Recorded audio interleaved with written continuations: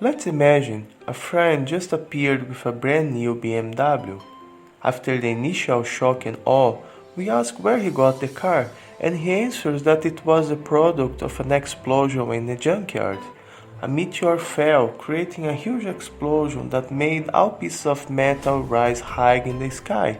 Somehow, by chance, as they fell, everything fitted together to create a beautiful car, coincidentally the last model. Certainly, most of us will not be very amazed by such an answer. It would sound absurd.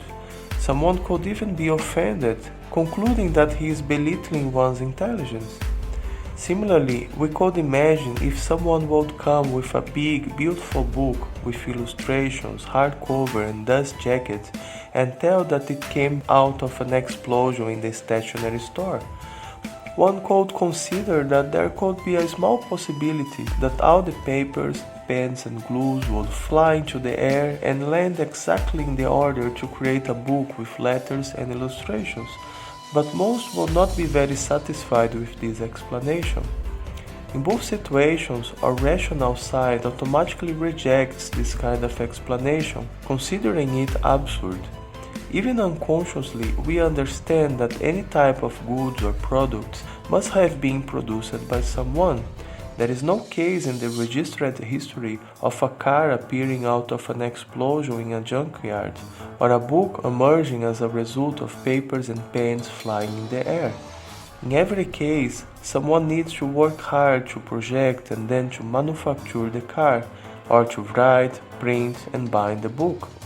We may not know about who made the project and who was involved in the production, as well as the different technologies employed or the challenges they faced, but we can assume that some talented persons were responsible for it.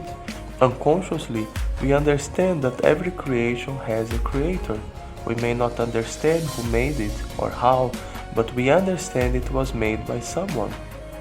However, when we discuss the universe, frequently we imagine that it just appeared by chance, out of an explosion, forgetting that the universe includes all the buildings, all the cars, and all the books. If a single one of these objects can't be produced by chance, how reasonable would it be to consider that the collective of all could be produced by random interactions of material elements?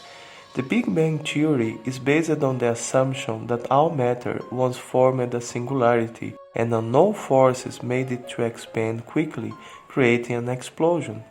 The interaction of the different material elements gave birth to the physical laws, and this made the matter organize in a certain way, creating the first atoms, that in turn condensed into stars, which led to the creation of heavier elements, and so on.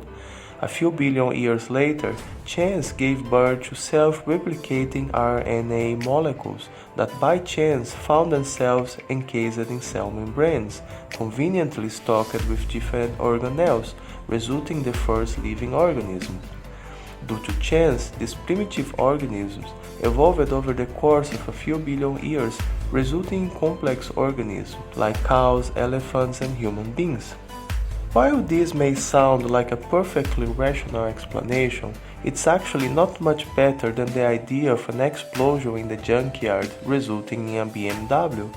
Both theories are based on the idea of chance. However, chance is not a good explanation for complex phenomena. How long it will take for a chimpanzee randomly typing letters in a typewriter to come with an Encyclopedia Britannica? 1 year, 1,000 years, 1 billion years? It will not be more rational to accept that the encyclopedia didn't manifest by chance, but from the hard work of a team of human beings?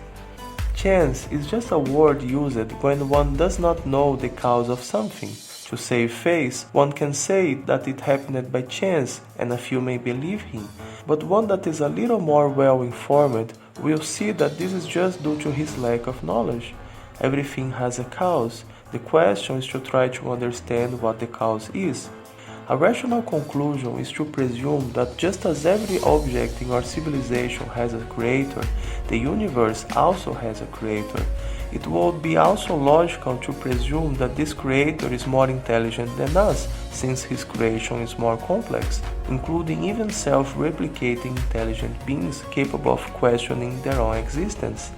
We may call this creator by different names, or even frankly admit that we can't understand him, but it's logical to conclude that once there is a creation, there must be a creator. Let's now imagine that this creator would write a book. Would you not be curious to read it and see what he has to tell us? This is exactly the premise of the Bhagavad-Gita. The word Gita means song, and Bhagavan is the Sanskrit word for the Supreme Being, the one who possesses all opulence. Therefore, Bhagavad-Gita means the song of the Supreme. The divine can be understood in three aspects, defined in the Vedic literature as Brahman, Paramatma, and Bhagavan. The aspect of Brahman is impersonal and vague. One who realizes this aspect sees the divine as a spiritual force that is beyond this material cosmos. One who realizes the Paramatma aspect understands that apart from being a spiritual force, the divine also has a form and is present everywhere. Finally, one who realizes the Bhagavan aspect can understand that the divine has an unlimited spiritual form who is the source of all that exists. The Vedas call him Krishna, the all-attractive.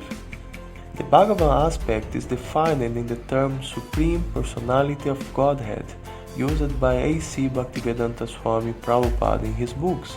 This term indicates that although being infinite, he has a personal form and intellect, although not composed of material elements like in our case. Chronologically speaking, the Bhagavad Gita was spoken by Krishna to Arjuna right before the beginning of the Kurukshetra war, 5,154 years ago, and it was recorded by the celebrated sage Vyasadeva, who also compiled other books that comprise the Vedic literature. This is a book that accompanied humanity for most of recent history. It was studied by many of the greatest thinkers, including Einstein, Gandhi, Thoreau, Emerson, Jung, and many others, who found great inspiration on it.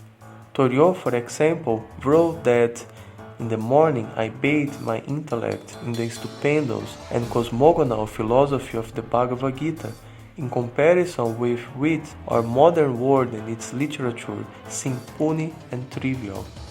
More than that, during the centuries, the Bhagavad-Gita served as a source of enlightenment for millions of people from the most diverse cultures and ways of life, from housewives to emperors. But what is the proof of the authenticity of the Bhagavad-Gita? How could we be sure that it was not just some old philosopher who, for the lack of anything better to do, decided to fabricate something that would fool everyone? What would be the proof of the Bhagavad Gita's authenticity? This could be answered with an example. Suppose someone would come to you with a cake. How could you be sure that this is a real cake and not just an imitation made out of plastic? There is an easy way to ascertain it beyond doubt. You just need to taste it. By the taste, consistency, etc., one can easily understand if it's a real cake or an imitation. Therefore, we can say that one can attest to the authenticity of the cake by simply tasting it. Similarly, the best way to be sure of the authenticity of the Bhagavad Gita is to simply study it for some time.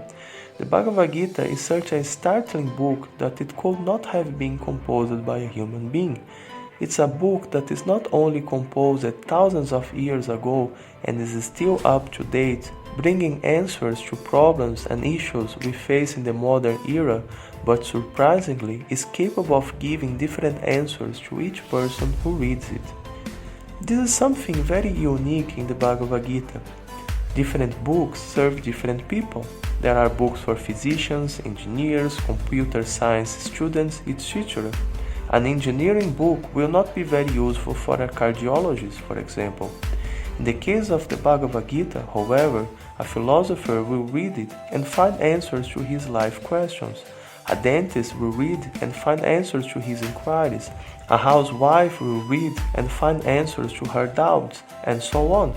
It's a book that contains infinite meaning and can reveal different answers according to what is needed by the reader. No matter where one is, the Bhagavad-Gita can help him to find the next step to take. This is what makes the Bhagavad-Gita so mysterious. As we study and find answers to our life questions, we can get proof of the divine origins of the Bhagavad-Gita. This is the first episode of a new series where we are going to study the main topics covered in the Bhagavad-Gita. The goal of this series is to offer a bird's eye view of the text that will help you to get a good grasp and from there go deeper in its meanings. This series is based in the Bhagavad-Gita as it is, the commentary written by A.C. Bhaktivedanta Swami Prabhupada. Not only this is the most read edition of the Bhagavad-Gita, but it's also easily available over the internet, so you can follow even without having the physical book. This edition also has the advantage of being explained according to the original meaning of the text, preserved through the centuries by a succession of masters and disciples. Thanks for being part of this journey. See you in the next video.